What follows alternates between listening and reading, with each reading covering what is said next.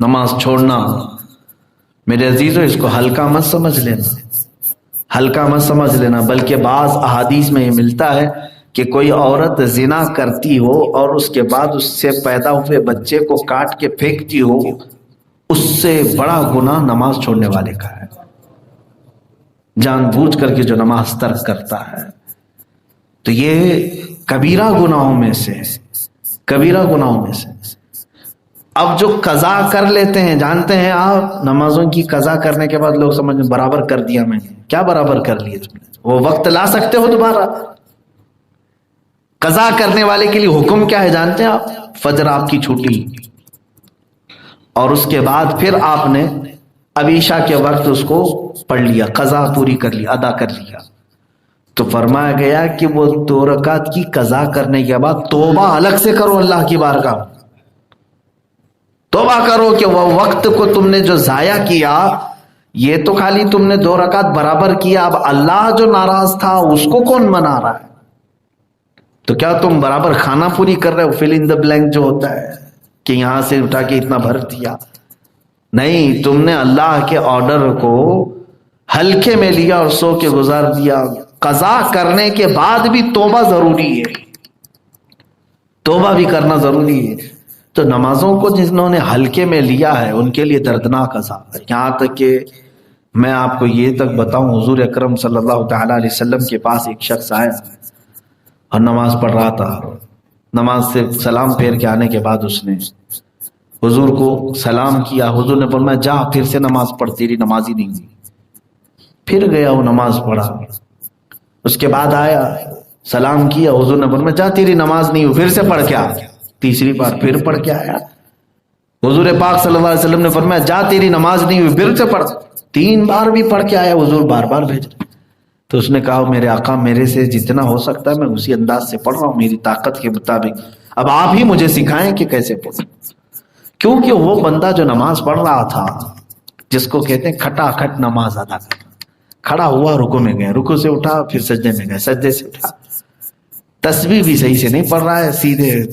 اس کے بعد میرے آقا نے اسے سارا طریقہ بتایا، جب کھڑے ہو تو اطمینان کے ساتھ قرآن کی قرأت کرو، پھر رکوع میں جاؤ تو تمہاری کمر، تمہاری پیٹھ سیدھی ہو جائے، اور اس کے بعد جب تم کھڑے ہو جاؤ تو قومہ بالکل سیدھے ہو جاؤ، پھر سجدے میں جاؤ تو اس کی کیفیت یہ ہونی چاہیے تمہاری 7 چیزیں لگیں، تمہاری 7 چیزیں سجدے میں لگیں۔ ایک تو تمہارا چہرہ یعنی ناک و پیشانی ایک چیز، دونوں ہتھیلیاں اور دونوں گھٹنے اور دونوں پیروں کی 10 انگلیاں، کہا کہ یہ سجدے میں پوری طور پر لگیں، تو سجدے کا حق ادا ہوا۔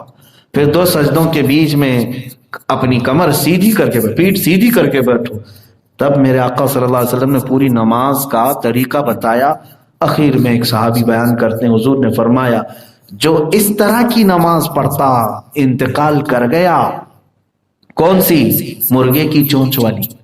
حدیث میں یہی کہا گیا ہے کہ جو اس طرح سے کھٹا کھٹ نماز پڑھ رہا ہے تو اس کو کہا گیا کہ کیا تو دانے چگ رہا ہے جیسے مرغا ٹھونک سے دانے چگتا رہتا ہے، سجدے پہ سجدے، سجدے پہ سجدے اس طرح سے کر رہا ہے۔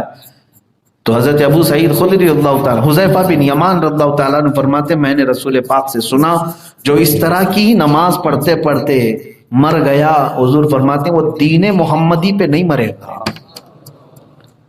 آج میں پڑھا تو مجھے بھی شوق ہوا کہ اتنا ہی سخت وعید حضور کی ہے۔ نمازوں میں اگر جلد بازی کر کے بھاگ گیا تو اس کے بارے میں وعید ہے کہ وہ دین محمدی پہ نہیں مرے گا، جو پورا ہی چھوڑ کے بیٹھا ہے اس کے لیے کتنی سخت وعید ہے۔ میرے عزیزو یہ کبیرہ گناہ ہے، ترک نماز کبیرہ گناہ ہے جس کو لوگ ہلکے میں لیے ہوئے ہیں۔ اور رسول پاک صلی اللہ تعالی علیہ وسلم نے ارشاد فرمایا کہ جس کی نمازیں درست ہو گئیں تو قبر میں اس کے سارے اعمال ہلکے ہو جائیں گے، آسان ہو جائیں گے، اور جو پھنس گیا تو نمازوں میں ہی پھنسے گا، نمازوں میں ہی پھنسے گا۔ اکثر جو ہے اسی میں پھنستے ہیں، اسی لیے فارسی کا ایک مشہور شعر ہے، روز محشر کے جان کو داز بوت، اولی پرسش کے نماز بوت۔ قیامت کا میدان جان پگھلا دینے والا ہوگا، لیکن سب سے پہلا سوال تمہیں نماز کے بارے میں ہوگا، اور اس میں جو اٹک گیا تو کئی 100 سال تک کھڑا رہ جائے گا، کیونکہ نمازیں اتنی باقی ہیں۔ کہاں سے لے کے آئے گا قرضہ ادا کرنے؟ کس سے مانگے گا نمازیں؟ کون دے گا وہاں پر؟ سب کے پاس تو یہی حالت ہوگی، ماں انکار کرے گی، باپ انکار کرے گی۔ یہاں اگر کہیں دکان پہ چلے گئے، پیسے کم پڑے تو مانگ لو گے نا۔ اب تو تمہارے پاس بہت ساری سہولیات ہیں، دکان والے سے کہہ دو گے کہ میں پے ٹی ایم کر دوں گا، فلاں کر دوں گا، آن لائن کر دوں گا، کچھ تو کروں۔ قیامت کے بارے میں سوچو، وہاں پکڑے جاؤ گے تو کیا تمہارے پاس آپشن ہے؟